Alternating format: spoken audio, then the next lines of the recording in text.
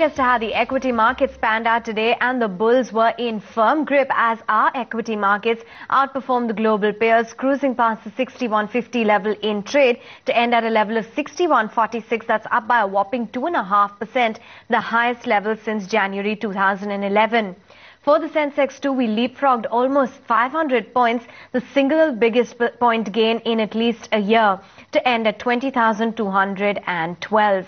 It was a secular move on the upside led by high beta as a pocket, and the broader markets also followed suit. In fact, the mid-cap index saw a good triple-digit gain by the day's close, and the small-cap index ended close to the highest point of the day, up by a good percent. It was the Bank Nifty that really deserves a mention. 518 points, that's the highest level since September 2010, and that really was a big pillar of growth for the Indian equity markets today. Real estate also saw a one-week high as an index. The auto index jumped close to its highest level in January 2012. PSU was also on the upside, and all of your sectoral indices were firmly in the green. Banking all the way, so put your name on any of those names, and of course you have all of them seeing a massive rally, the likes of PNB, Kotak Mahindra Bank and IndusInd Bank, even high beta in the form of Reliance Infrastructure as well as DLF were some of the other counters that did well. Karnataka Bank put out its numbers, a mixed bag, but NII came in below estimates, profits were below estimates, but it was the asset quality that improved sequentially, and that was really what pleased the streets.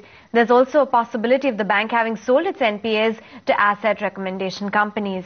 Apart from that, IRB Infra put out its numbers. You had the profits which were higher by 15.5% at 151 crore rupees. The top line growth was also stellar by close to 12%, and it was the margins which really did well this time around, 44.5%, with the management saying that it has been stable and will continue to be stable for the coming quarters. Edelweiss also put out its numbers, a fairly good set at that. 51 crores in terms of its profits. Income from operations were higher by close to 27% at 595 crores. And in fact, the FY13 profits were up by 40% on a year-on-year basis. Century Textile also delivered its numbers, and it's seen a turnaround, so 18 crores in terms of the profits versus a loss of 23.9 crores, and the sales came in at 1,577 crore rupees with a tax write back of close to 17 crores. Some stocks in focus. Tata Motors, well, it did well given the kind of momentum that we've seen in the overall markets, but you can see a slight aberration coming in as the April global wholesale units came in below estimates at 81,241. You had the JLR wholesale which came in at 28,874 units this time around. Ranbaxy, the US export ban will remain till the FDA's reinspection, and that will be till the FDA order has been satisfied. So up until then, there is going to be a little bit of pressure on the stock. It was a little bit weak but managed to recover by the day's close. Walker, GSK Consumer, all of those counters which are likely to be included in the MSCI Standard Index according to sources, also a massive rally. Apollo Hospitals, Oil India are also likely to see some inclusions. Apart from that, United Breweries was very active, as we understand that Heineken UK is going to acquire 3.2% stake in the company. JM Financials, as it's mulling a preferential sale of warrants on the 16th of May, saw a massive uptick, so close to 10% by the day's close.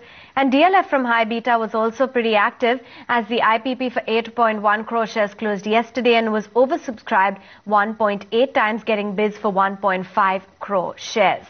Away from that, in fact, you had a lot of pharmaceutical names that did well. So the likes of Spark and Elder Pharmaceuticals, Orchid Pharma, all of these counters really saw a good uptick in the session, as did a Cipla by the day's close. A lot of high beta as well as infrastructure stocks contributed on the upside. And you had the likes of Unitech, DB Realty and IVRCL, IBREL. All of these counters were pretty active in today's session. Really nothing to complain about when it was the losers, very few and far between, and even flat at those. So Power Grid, Ultratech Cement as well as the Cairn India looked a tad weak.